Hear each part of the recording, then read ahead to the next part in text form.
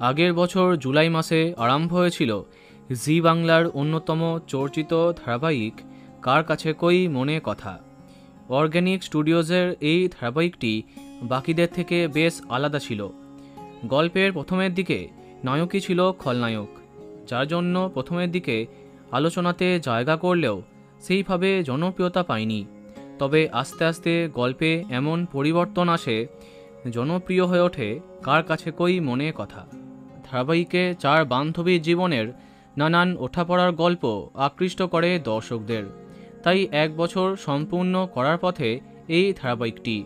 কিন্তু বেশ কয়েক মাস ধরে অনেক নতুন চমক আনা হলেও টিআরপি একদমই বাড়ছিল না। তাই ক্ষতির মুখ দেখছিল নির্মাতারা। তাই যেমনটা তোমাদের আগেই জানিয়েছিলাম, তাদেরই আপকামিং ধারাবাহিক পুবের ময়নার জন্য বন্ধ হচ্ছে কার কাছে কই মনে কথা। সম্প্রতি গতকাল শেষ দিনে শুটিং করে ফেলল এই টিম।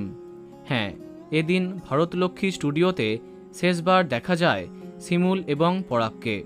কেক কেটে শেষ মুহূর্তটা সেলিব্রেট করা হলো। একে অপরকে জড়িয়ে ধরলেন তারা। সবার চোখে জল।